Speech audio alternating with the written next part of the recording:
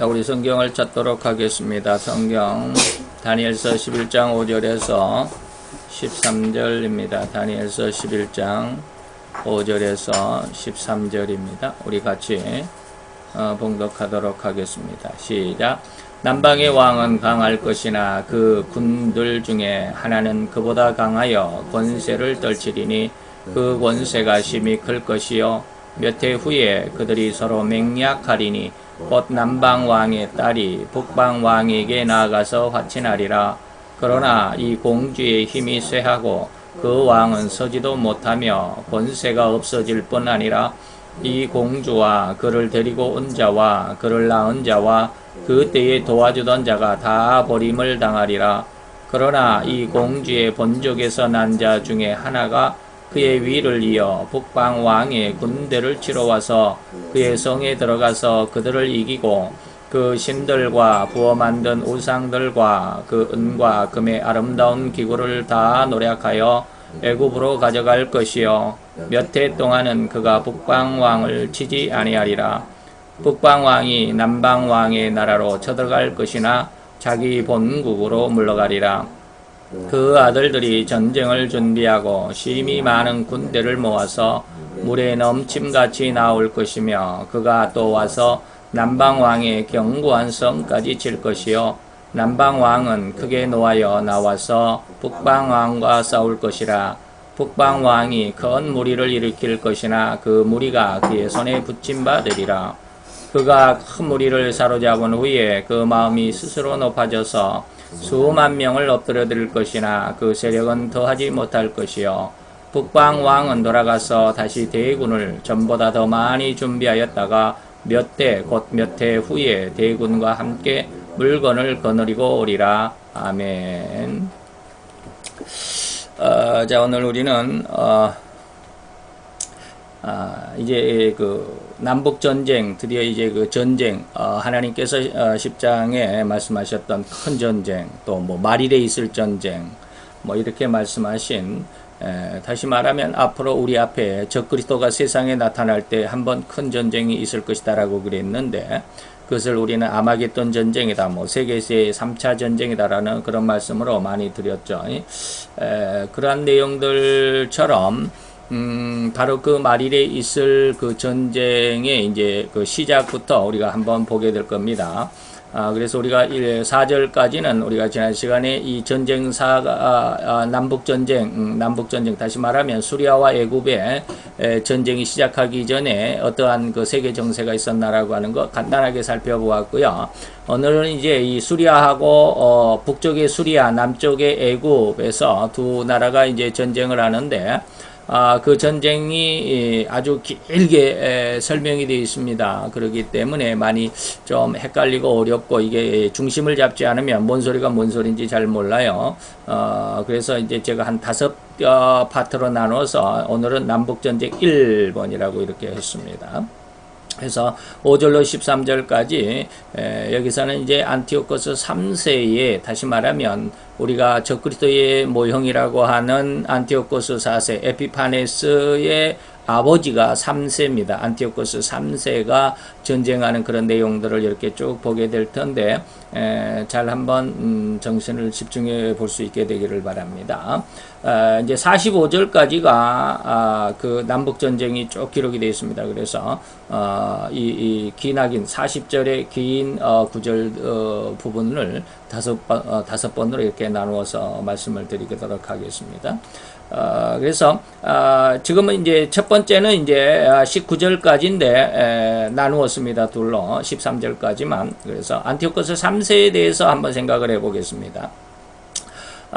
이 예언은 BC 250년에서 190년 사이, 그러니까 약 한 몇 년 정도냐면 한 60여 년 정도의 60여 년 동안을 전쟁을 합니다. 안티오코스 3세가 굉장히 오래 하죠. 그리고 이것이 나중에 이 전쟁이 이때부터 다시 말하면 BC 250년 다니엘이가 536년에 이 묵시를 보았으니까 250년이면 얼마가 아닐까요? 250년이면 한 80년, 180년? 그건 한 200년쯤 전에 이 말이죠.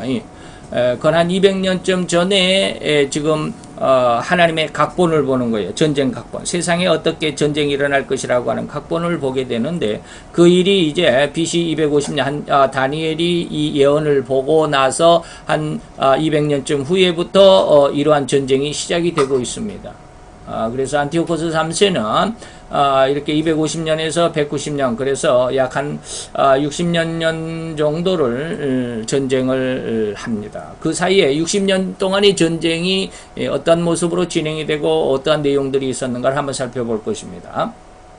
다니엘이 이러한 이상, 다시 말해 이 묵시로 인해서 536년에 받았다고 방금 말씀드렸죠. 그리고 약 한 286년, 한 300년 가까이 되네요. 286년 후에 536년에 묵시를 본 그 이상 그대로, 그 묵시대로 이제 전쟁이 시작이 되는 것입니다. 그래서 안티오코스 3세라고 하는 사람이 수리아의 왕으로 즉위를 하면서 이제 남북 전쟁, 다시 말하면 옛날 헬라 나라가 전체 하나였는데 그걸 이제 4등분했다고 그러죠. 4등분했기 때문에 이 나라들을 다시 그 알렉산더처럼 전체를 다 통일하고 싶었는지 그런 욕심 속에서 안티오코스 3세가 정복 전쟁을 시작합니다. 나중에 보면 이 안티오코스 3세가 동쪽에는 셀류쿠스라고 그랬죠.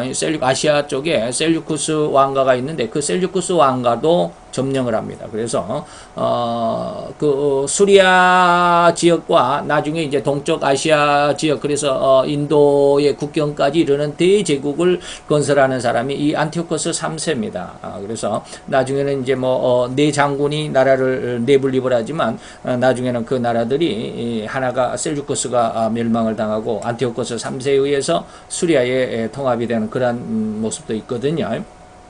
어쨌든지 이 남북 전쟁이 시작이 BC 250년에 시작을 했는데 한 60여 년 동안을 이어져 왔습니다. 그리고 그의 이 안티오코스 3세의 큰아들이 누구냐면 셀류코스 4세입니다. 셀류코스 4세인데 10년 동안 왕위에 있다가 그 부하 재무장관, 돈을 쥐고 있는 재무장관에게 독살을 당하고 이어서 이제 둘째 아들, 안티오코스 3세의 둘째 아들인 4세가 되죠. 안티오코스 4세가 바로 에피파네스인데 에피파네스의 전쟁이 계속이 됩니다. 그래서 에피파네스의 전쟁으로까지 계속을 하다 보면 이후에 BC 40년 동안, BC 40년에 이제 이 헬라가 완전히 로마의 멸망을 당하죠. 그래서 헬라는 뭡니까? BC 333년에 나라를 세웠다가, 그래서 약 한 80년쯤 후에 100여 년이 안 되고 한 80년쯤 후부터 이제 정복 전쟁이 시작을 하죠. 나라가 분립이 되는, 사분립되는 그 동안에. 그래서 333년에 알렉산더가 나라를 세우고 80년쯤 후에 그 네 나라로 분리된 것 중에서 안티오코스 3세가 이제 나머지 세 나라의 정복 전쟁을 시작하는데, 그로부터 이제 BC 40년까지 하면 약 한 210년 정도, BC 250년에서 40년을 빼니까 210년이 나오죠. 이 210년 동안 안티오코스 3세 그리고 그 아들인 안티오코스 4세까지 이르러서 약 한 210여 년 동안의 이 남북 전쟁이 이루어지고 있습니다. 굉장히 오랜 시간 전쟁이죠. 자, 그러면 이제 이러한 내용들을 우리가 잠시 머릿속에 두고 오늘 본문을 보면서 간단하게 말씀을 드리겠습니다. 남방왕은 강하다라고 그랬습니다. 남방은 어디예요? 애굽이죠. 남쪽은 애굽이죠. 애굽에는 프톨레미가 있는데 지금 나라가 4분열이 알렉산더가 죽고 난 다음에 4개로 4등분이 돼가지고 이제 첫 번째로 왕들이 있으니까 1세라고 이렇게 말합니다. 그런데 안티오코스는 3세가 되죠. 이거는 왜 그런지 모르겠지만 남쪽에는 왕이 프톨레미 1세인데 이 프톨레미 1세가 상당히 강력했습니다. 그리고 그 프톨레미 1세의 휘하의 장군이 셀류쿠스 리카도르라고 하는 장군이 있었다라고 그랬는데, 그게 뭐냐면 강한 남방의 강한 왕 밑에 군들 중에 하나, 다시 말하면 장군들 중에 하나가 강하여 권세를 떨치리니 그 권세가 심히 크게 될 것이다. 그러니까 프톨레미 1세의 휘하의 장군 중에 하나가 누구냐면 셀류쿠스 리카도르라고 하는 장군이었습니다. 이 장군이 너무 쉽게 말하면 능력이 있었죠. 그래서 스스로 독립을 해서 나갑니다. 프톨레미 1세 휘하의 장군이었는데 이가 소아시아 지역, 그러니까 지도를 저기를 못했네요. 지난 시간 우리가 계속해서 그 지도를 보면 소아시아 쪽에 셀류쿠스 왕가가 있다고 그랬죠. 아시아 지역에 수리아 쪽에 북쪽의 수리아의 옆에 이제 쉽게 말하면 지금 현재 이란의 나라로부터 인도의 국경까지 이르는 그 아주 거대한 나라가 그 땅덩어리가 있는데 그 소아시아 지역을 이제 그 왕가를 세웁니다. 이게 바로 이제 셀류쿠스가죠. 셀류쿠스 왕가. 그래서 셀류쿠스인데 이거는 프톨레미하고는 다릅니다. 이름이 좀 비슷하지만 잘 기억을 하세요. 그래서 소아시아 지역과 수리아 일부 지역을 맡아 왕으로 옹립된 것입니다. 이것이 바로 이제 남북의 주역의 남북 전쟁의 주역이 되는데 셀류코스 장군의 가문에서 안티오코스라는 이름, 셀류코스라는 인군들이 많이 일어나죠. 특히 그 중에서 안티오코스 3세는 북쪽 수리아 지역과 동쪽 아시아 지역을 거의 점령하는 대국경을 이루게 되는데 바로 이제 그 셀류코스 왕가 안에서 안티오코스 3세가 나와서 바로 이제 수리아와 바로 그 아시아 지역을 통합하는 대제국을 이루게 됩니다. 그로부터 이제 남방까지 다시 말해 애국까지 이제 그 정복하기 위한 전쟁을 시작하게 되죠. 바로 이들의 시작은 프톨레미 왕가보다 프톨레미가 어디예요? 프톨레미 셀주쿠스 정신을 잘 차려야 합니다. 프톨레미는 애굽입니다. 그래서 원래는 애굽 프톨레미 1세의 휘하의 장군이었기 때문에 훨씬 미약했죠. 왕과 그 밑에 장군. 그러니까 훨씬 미약하게 시작을 했지만 급기야 BC 200년 경우에는 프톨레미 왕가의 통치하에 있던 유대 지역 곧 팔레스틴 유대 나라 지금 이스라엘 지역을 팔레스틴 지역이라고 그렇게 지금 부르고 있습니다. 팔레스틴 지금 팔레스타인이라고 하는 사람들이 그 유대 이스라엘과 지금 아주 굉장한 그 분란을 일으키고 있죠. 바로 그 지역을 팔레스틴 지역이라고 그래요. 가나안 지역. 이 팔레스틴 지역을 이제 프톨레미 왕가 다시 말하면 애굽이 이때까지는 애굽이 여기를 이스라엘 지역을 담당하고 있었습니다. 애굽 군대가 프톨레미가 그만큼 강성했던 그 초기 시절이었기 때문에 이 팔레스타인 지역을 정복하고 또 인도까지 이르는 광대한 지역을 통치하는 막대한 세력으로 성장하게 되죠. 다시 말하면 이제 프톨레미가 당시에는 팔레스틴 지역을 정복하고 있었지만 안티오코스 3세가 세력을 넓히면서 이 이스라엘 지역, 팔레스틴 지역을 애굽으로부터 빼앗습니다. 그게 이제 안티오코스와 프톨레미의 전쟁이 되죠. 그러면서 이제 이 두 나라 다시 말해 몇 해 후에 그들이 서로 맹약한다, 평화조약을 맺는다라는 말입니다. 나중에 우리가 이 평화조약은 마지막 때 적그리스도가 나타날 때 마지막 이래의 굳은 평화조약과 우리가 연결해서 생각을 해보면 딱 들어맞게 될 수도 있습니다. 다시 말하면 이제 이 말은 이 두 나라 다시 말하면 그 수리아와 애굽이 서로 동맹을 맺는 거죠. 우리 싸우지 말자라고 그럽니다. 그러나 이 동맹은 쉽게 깨어질 것입니다. 이 동맹의 의미로 남방왕 프톨레미 2세의 딸, 프톨레미 이제 1세가 죽고 2세가 왕이 됐죠. 프톨레미 2세의 딸이 베레니스라고 하는 딸이 있었는데, 그러니까 공주죠. 프톨레미 2세의 딸입니다. 이제 1세는 지나가고 2세입니다.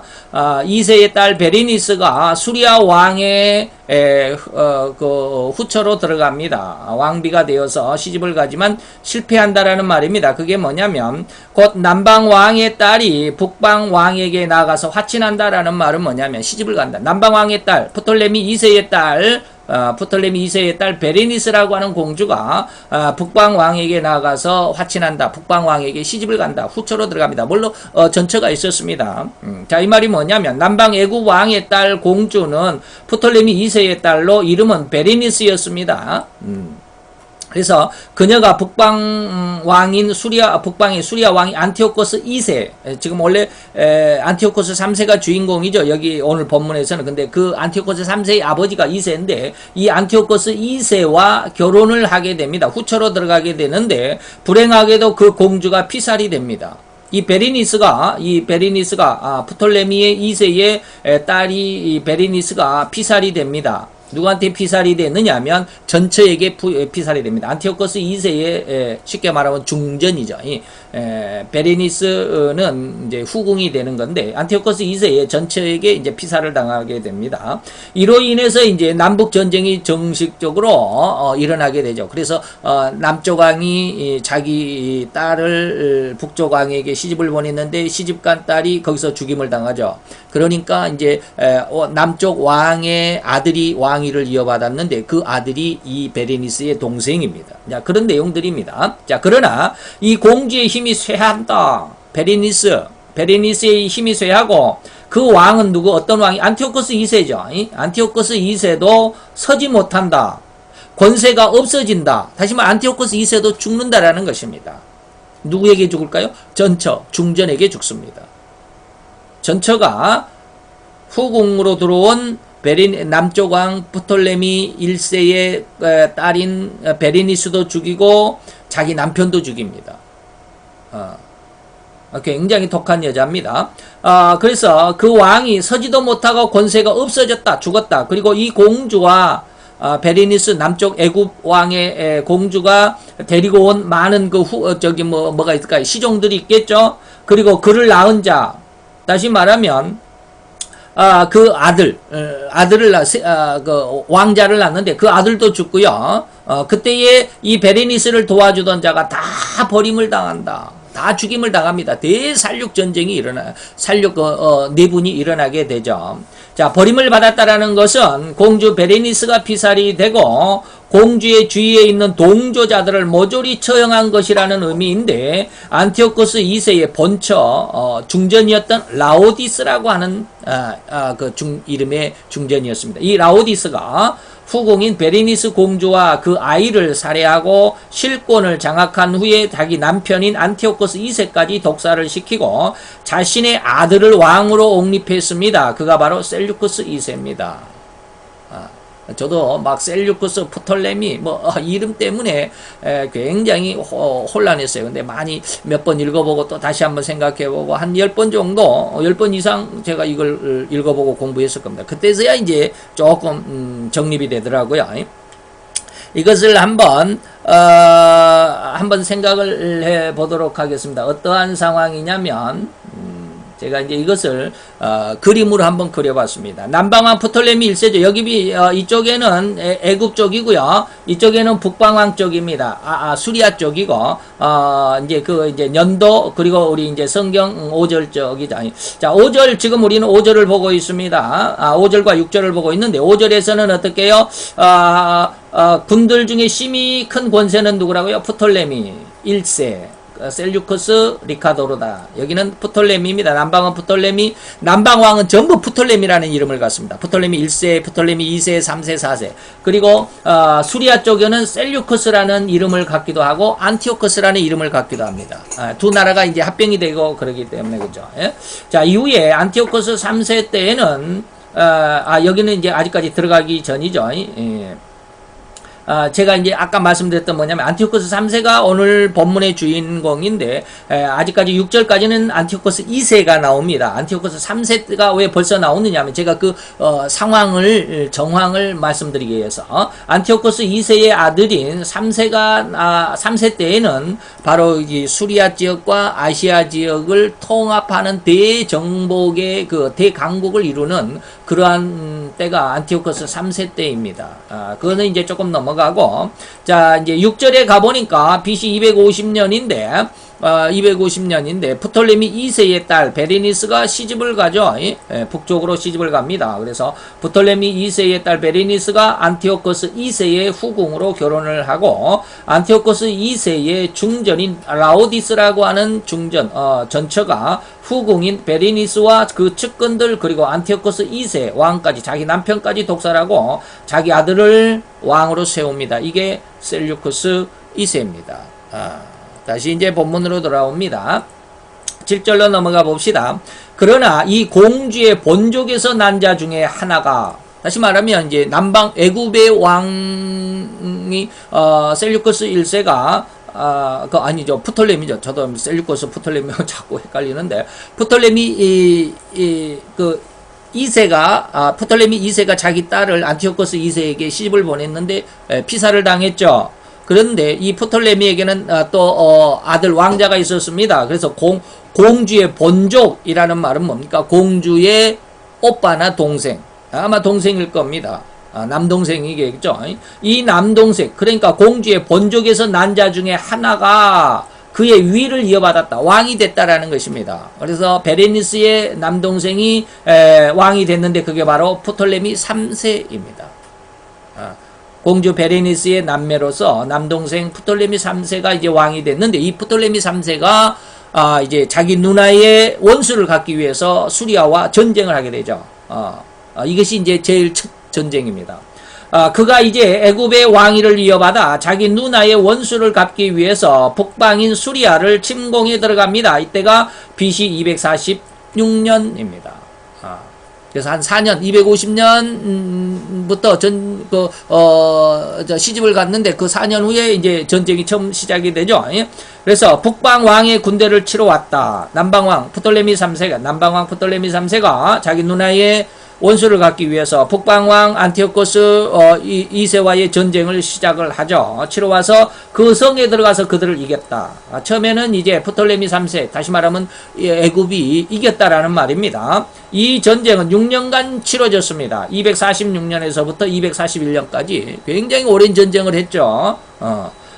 이로 인해서 남방, 다시 말하면 애굽 왕인 프톨레미 3세가 자기 누나를 죽인 라오디스를 죽이고 대승을 거두게 됩니다. 라오디스는 자기 남편과 후궁인 베레니스까지 죽이고 자기 아들을 프톨레미 3세로 왕위로 세웠지만 곧바로 그 베레니스의 남동생이 프톨레미 3세가 자기 누나의 원수를 갖기 위해서 쳐들어와서 6년 전쟁을 하고 완전히 패망을 시키죠. 수리아가 완전히 패망을 당합니다. 누나를 죽인 라오디스를 죽이고 대승을 거두게 됩니다. 자, 8절로 넘어갑니다. 자, 7절을 이따가 계보는 이따가 봅시다. 그 다음에 그 신들과, 다시 말하면 이제 북방왕을 완전히 이제 약탈을 하는 거죠. 이겼으니까. 북방왕의 우상신들, 그리고 부어 만든 우상들, 은과 금과 아름다운 기구들을 다 노력하여 애굽으로 이제 전리품으로 뺏어가는 거죠. 남방왕, 다시 말하면 애굽 왕이 프톨레미 3세가 대승을 거두게 되고 그 전리품으로 금 4,000달란트, 4,000달란트면 어마어마한 돈인데 1달란트가 약 6천만 원 정도 돼요. 1달란트가. 4,000달란트면 여기다가 4,000달란트, 4,000 곱하기 6,000 한번 해보세요. 어마어마. 1,000, 만, 10만, 100만, 1,000만, 1억, 6, 4, 24, 2억 4천만. 뭐요? 그거밖에 안 돼? 1달란트에 6천만 원인데 뭐 2억 4천만 원밖에 안 돼. 자우지 한번 계산해보세요. 어마어마한 재물을 약탈해가죠. 그 다음에 2,500여 개의 우상들은 거의 금으로 만들어졌겠죠. 금이나 은으로. 이런 것을 탈취해가지고 전리품을 애굽으로 가져가게 되죠. 그 다음에 이제 몇 해 동안은 그가 북방왕을 치지 않는다. 다시 말하면 평화조약이 이루어진다라고 하는 것입니다. 그래서 이제 이제 남방왕은 프톨레미 3세, 북방의 수리아는 셀류쿠스 2세. 라오디스의 아들이죠. 북방왕이 남방왕의 나라로 다음에는 이제 또 쳐들어갑니다. 이제 북방이 어느 정도 시간이 지나고 난 다음에 힘을 길러가지고 남쪽으로 남침을 해 들어가죠. 남방왕의 나라로 쳐들어간다. 그러나 자기 본국으로 물러간다라는 말은 뭘까요? 실패했다. 침공을 했지만 패한다 이 말입니다. 전쟁에 대패한 수리아 왕 셀류쿠스 2세는 이후에 복수를 하기 위해서 군대를 일으켜 남침을 하게 되지만 뜻을 이루지 못하고 전쟁에 패하여 돌아갔다. 이것이 뭐야? 자기 본국으로 돌아갔다. 물러갔다라는 말이죠. 그리고 그 아들들이 전쟁을 준비한다라고 그랬습니다. 북쪽에 누가 전쟁에서 실패했어요? 셀류쿠스 2세가 한 번은 남쪽에 침공을 받았죠. 프톨레미 3세에게 침략을 받아서 대패를 했고, 한 번은 또 다시 자기가 스스로 애굽을 침공에 들어갔지만 또 이게 바로 이제 대패했다. 또 두 번째 패한 것이죠.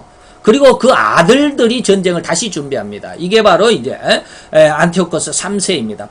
셀류쿠스 2세의 아들 안티오코스 3세입니다. 자, 셀류쿠스 2세의 두 아들로 셀류쿠스 3세와 안티오코스 3세입니다. 먼저 셀류쿠스 3세가 BC 227년 왕으로 즉위했으나 전쟁 도중에 동료 장군들에게 223년, 이렇게 한 4년 정도 왕위에 있다가 큰아들이 똑같습니다. 안티오코스 3세에게도 두 아들이 있는데 셀류쿠스 4세, 안티오코스 4세. 예, 셀류쿠스 여기는 이제 3세죠. 3세 여기도 같이 3세입니다. 이거 형제입니다. 3세는 셀류쿠스가 형입니다. 그런데 4년 만에 살해되고 그 동생인 안티오코스 3세가 이제 왕을 이룹니다. 그래서 그 아들들이 전쟁을 준비했다라고 하는 것은 뭐냐면 안티오코스 셀류쿠스 2세가 두 번의 전쟁에서 대패하고 그 아들로 이제 왕권이 넘어갔는데 그 아들 큰 아들이 왕위에 올랐다가 4년 만에 전쟁통에서 살해를 당하고 안티오코스 동생이 왕위에 올랐는데 그가 바로 안티오코스 3세입니다. 이가 바로 안티오코스 3세인데 그가 정복전쟁, 다시 말하면 이 정복전쟁을 세계전쟁에서는 라피아 전쟁이라고 그러는데 이 라피아 전쟁에 나설 것을 의미합니다. 그래서 이것이 2년 동안에 219년에서 218년까지 약 2년 동안의 전쟁을 합니다. 그가 안티오코스 3세가 이제 오늘 본문의 주인공이라고 그랬죠. 그가 3세가 심히 많은 군대를 모아서 물에 넘침같이 애굽으로 나올 것이나 그가 또 와서 남방왕의 견고한 성까지 칠 것이다. 그러니까 이 안티오코스 3세가 이제는 아버지의 원수를 갚아서 또 대승을 하게 됩니다. 애굽이 완전히 대패하게 되죠. 자, 이것이 바로 라피아 전쟁인데요. 그러나 이 라피아 전쟁은 결국 북방 수리아의 패배로 끝나게 됩니다. 지금 이겼다고 제가 말씀을 드렸습니다. 근데 나중에 그 이긴 전쟁에서 끝까지 이기지 못하고 나중에 이 남쪽 애굽이 그 로마를 끌어들입니다. 로마와 손을 잡고 이 안티오코스 3세를 공격하게 돼가지고 마지막 때 끝까지 다 이기지 못하고 패배하고 돌아가는 것이죠. 이게 이제 안티오코스 3세입니다. 그래서 이게 두 차례 패배죠. 아까까지로 말하면 세 번째인데 아주 대패한 것은 세 번째인데 두 차례 패배라 그랬네요. 어쨌든지 애굽의 침략을 받아서 크게 패하였고 이번에는 전쟁을 시작했다가 크게 패하였고 이게 두 번째 패한 것이죠. 남방왕은 이때 남방왕은 누구냐면 이제 또 4세로 바뀌었죠. 아까는 프톨레미 3세였는데 베레니스의 남동생인 3세였는데 이제 4세로 바뀌었습니다. 그래서 이 남방왕이 크게 노하여 나와서 북방왕과 싸울 것이다. 이게 뭐냐면 라피아 전쟁, 안티오코스 3세와 프톨레미 4세와의 싸움입니다. 그래서 북방왕이 큰 무리를 이렇게 애굽 군대가 크게 일어날 것이나 그 무리가 그에 붙임바 되리라. 다시 말하면 남방왕 애굽이죠. 애굽왕 프톨레미 4세가 안티오코스 3세를 물리쳐 이깁니다. 이게 이제 로마의 그 도움을 받는데 이런 내용들이 계속해서 이어지면서 다시 반복이 됩니다. 그 무슨 내용인가를 이따가 계속해서 배우다 보면 다음 시간에도 아마 나오게 될 겁니다. 자, 그가 큰 무리를 사로잡은 후에 마음이 쓰서 프톨레미 4세죠. 자기가 이제 아주 수세에 몰리다가 로마의 도움으로 크게 이기다 보니까 아주 굉장히 교만해졌죠. 그리고 수만 명을 죽이고 아주 엄청난 대승을 이루지만 그 세력은 더 크지 못하고 이제 또 죽게 되죠. 이런 전쟁들입니다. 애굽이 라피아 전쟁에서 손해를 많이 봤습니다. 처음에는 졌으니까 수세에 밀렸으니까 엄청나게 큰 손해를 많이 봤는데도 불구하고 안티오코스 3세를 물리쳐 이겼습니다. 이게 이제 217년이죠. 이때 프톨레미 4세는 전쟁을 이겼지만 그 승리의 교만으로 인해서 애굽 예루살렘의 성전에 들어갑니다. 대제상 외에는 들어갈 수 없는 예루살렘 성전 지성소에 들어갔다가 아주 원인모를 죽임을 당하게 되죠. 그래서 그 세력은 수만 명을 엎드리고 이길 것이나 그 세력은 더하지 못한다라는 말이 이러한 때에 대해서 프톨레미 4세가 하나님의 성전 예루살렘 성전을 모욕했다가 죽임을 당하는 그런 내용으로 성취가 됩니다. 마지막 13절입니다. 북방왕은 돌아가서 다시 대군을 이제 안티오코스 3세죠.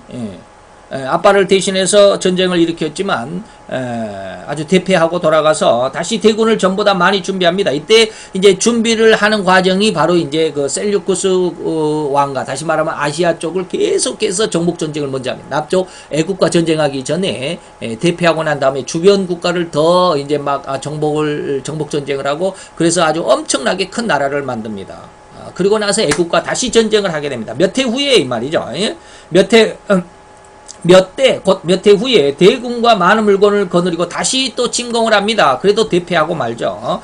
라피아 전쟁에서 패한 안티오코스 3세는 이후 페르시아 지역과 아시아 지역을 완전히 원정하여 북으로는 카스피해로, 동쪽으로는 인더스강까지, 다시 말하면 인도의 국경까지 말이죠.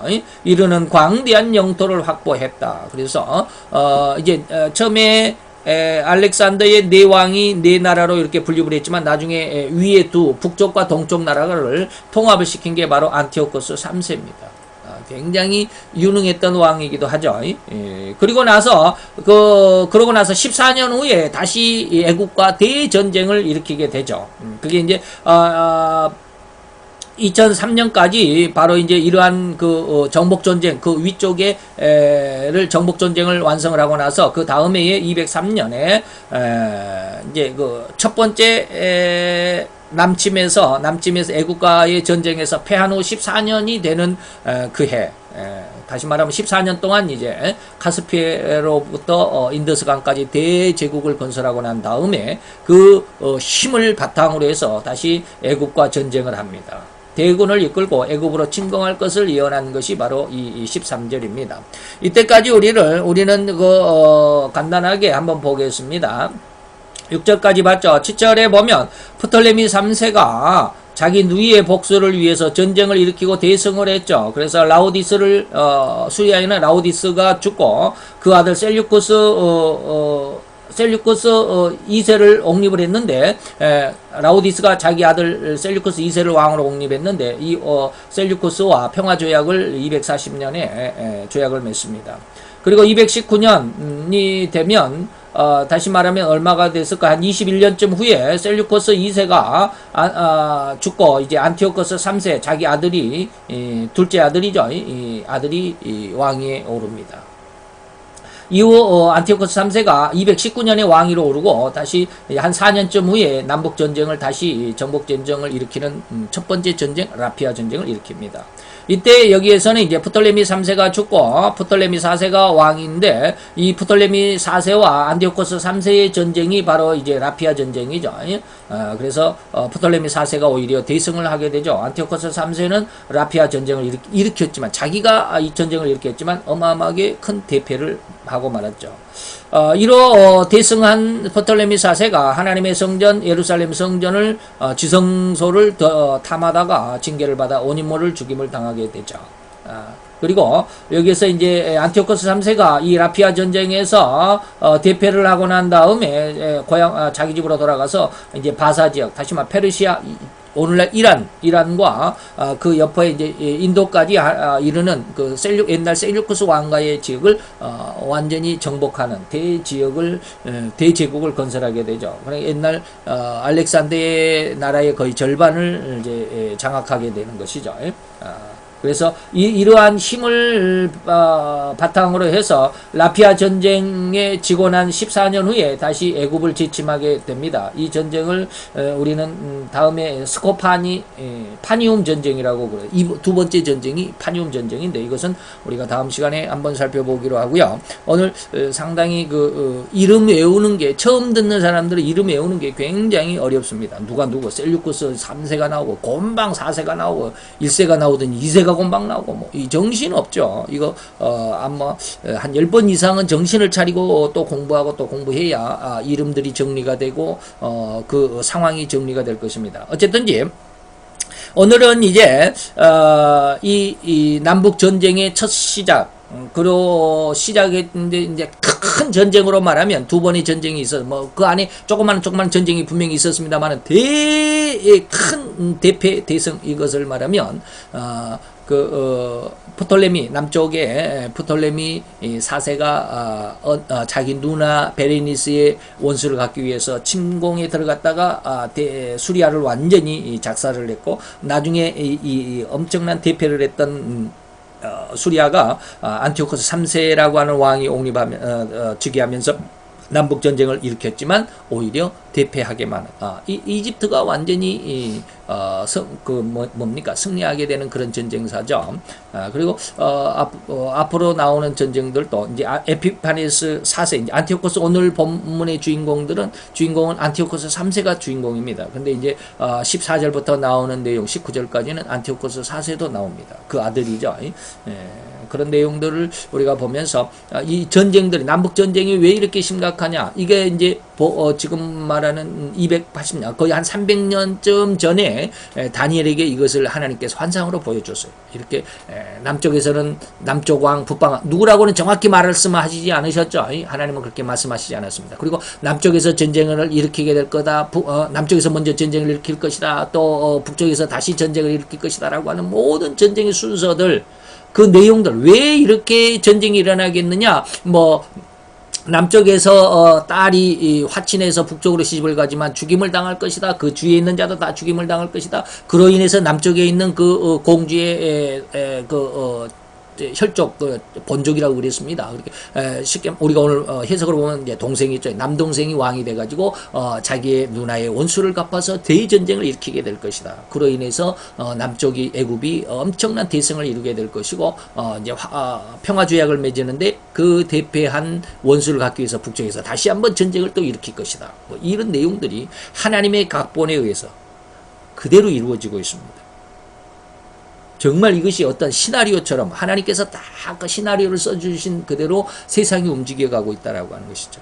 그러면 이러한 것들이 그러면 이제 옛날에 애굽과 수리아의 전쟁으로 완성이 됐으니까 더 이상 필요가 없느냐? 그렇지 않습니다. 이 전쟁이 꼭 뭐가 닮았느냐면 앞으로 우리 앞에 한 번 더 있는 세계세의 3차 대전, 다시 말하면 아마겟돈 전쟁이라고도 하고 세계 통일 전쟁이라고도 말할 수 있는 세계 3차 전쟁과 똑같습니다. 이건 뭐냐면 남쪽은 뭐고 그러면 북쪽은 뭐냐? 남쪽과 북쪽의 전쟁이 아니라 마지막 때에는 어떤 전쟁이냐면 그 흑과 백의 전쟁입니다. 그게 무슨 말이냐면 하나님을 믿는 나라와 믿지 않는 나라. 우리가 쉽게 말하면 유실론 나라와 무실론 나라의 전쟁입니다. 유실론 나라를 계시록에서는 뭐라고 표현했느냐면 음녀라고 표현을 했습니다. 그런데 무실론 하나님을 믿지 않는 나라는 뭐라고 표현했냐면 짐승으로 표현했습니다. 그래서 계시록 17장과 18장은 짐승과 음녀의 전쟁입니다. 이 전쟁으로 인해서 짐승이 이깁니다.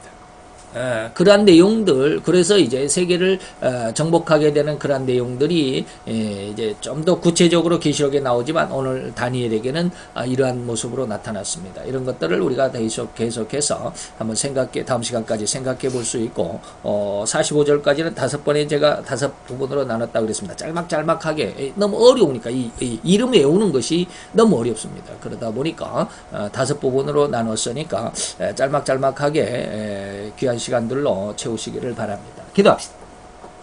할렐루야. 주님, 오늘도 주님의 귀한 사랑과 은혜와 은총을 감사드리나이다. 주의 영광 앞에 있는 귀한 사랑하는 아들과 딸들, 아버지여, 저들이 오늘 이 시간 하나님의 말씀을 배우는 것은 이미 지금으로부터 예수님까지 2000년, 그리고 예수님 이전에 536년에 받은 다니엘의 환상, 그래서 약 한 2500년 전의 예언이, 그 말씀이 그대로 끝나버리는 것이 아니고 그것이 역사라고 하는 이루어져 버린 역사이기 때문에 더 이상 우리에게 소용없는 그냥 그 교훈으로만 생각해버리는 그러한 가치 없는 것이 아니라 더 나아가서는 아버지 하나님, 우리 앞에 다시 한번 적그리스도의 출현을 예고하는 대전쟁 속에서 우리는 어떻게 이 전쟁을 마무리하며 이 전쟁 속에서 어떻게 우리는 내 삶을, 내 생을 지켜나가며 처신해야 할는지를 잘 배울 수 있는 귀한 공부, 귀한 성경의 말씀의 은혜가 되게 도와주옵소서. 오늘 아버지 하나님, 그 남북전쟁 시작의 그 서두에서 우리가 다시 한번 정신을 차리고